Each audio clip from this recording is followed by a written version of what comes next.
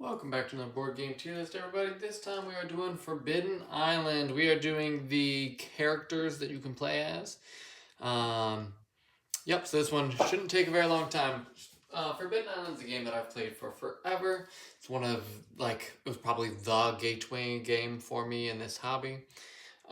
It's essentially just a cooperative game where you are trying to go around on this island before it sinks and gather up all of the treasures. So it's essentially kind of the opposite of Forbidden Island, which is actually kind of hilarious given that they're both island games that I love.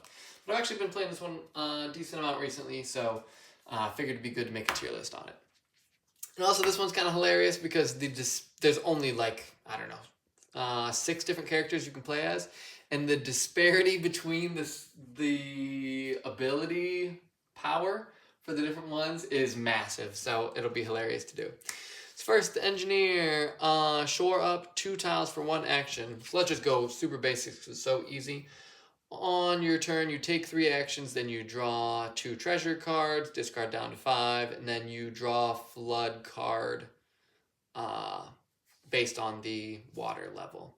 So you do stuff, you get things that are hopefully good for you, maybe one thing that's bad for you, and then stuff gets flooded.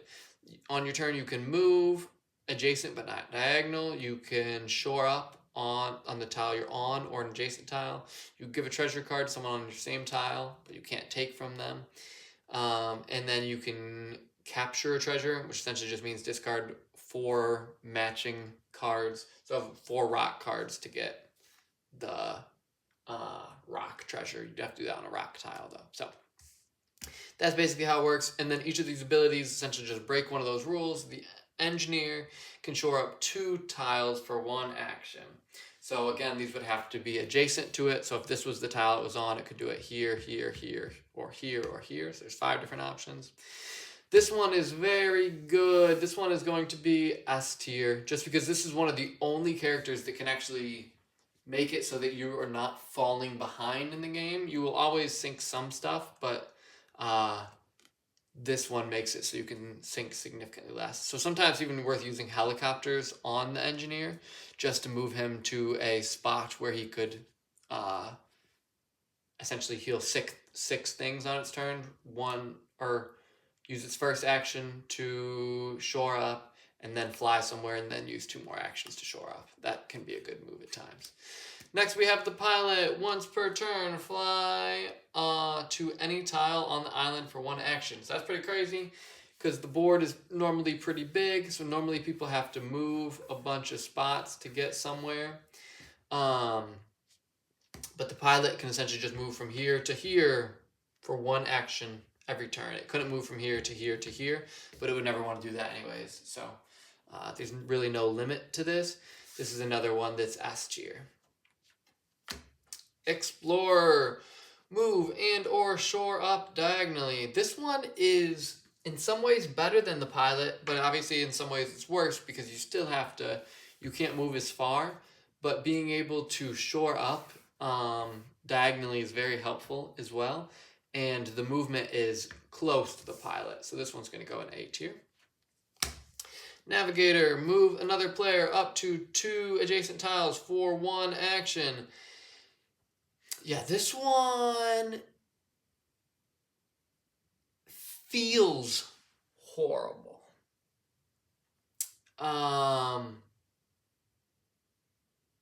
sure that there's a world where it's not, but every single time I've ever had the Navigator, I've hated it. I understand that it's efficient and that you can move other people to let them do stuff. But honestly, I haven't played a ton of 4-player games of this, and even when I have, it doesn't feel like it's the best move. The only time that you are getting a ton of additional value out of this is with the engineer to make it so that they don't have to move. But if you're moving the pilot, you're really not doing anything useful. You're just saving them actions on their turn. The other time this can be helpful is if you move someone to a spot so that they can either take treasure or collect or take cards or claim a treasure, whatever you call it.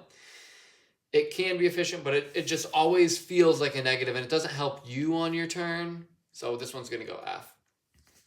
Sorry, I keep flipping these. Diver. Move through one or more adjacent flooded and or missing tiles for one action, but you must end on a tile. You can't just end in the ocean.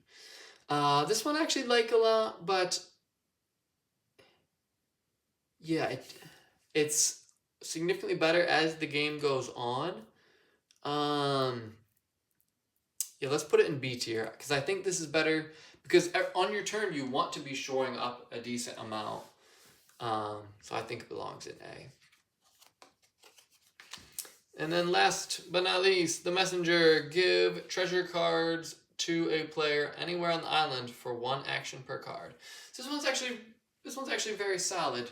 The last time I played this, we got very unlucky. We had some bad planning as well. We had the messenger character go last instead of first. But then they also only had a sandbags and a helicopter card. So obviously those aren't cards they would ever want to give away. So that time we got unlucky. But this is actually a very strong ability, so this one would be A. So there we go. There's the tier list. It's just very funny to me because super good, very good, very good, pretty good, horrible. And honestly, maybe I'm hating on the Navigator more than it deserves, but I think that's where it belongs. Thanks, everybody.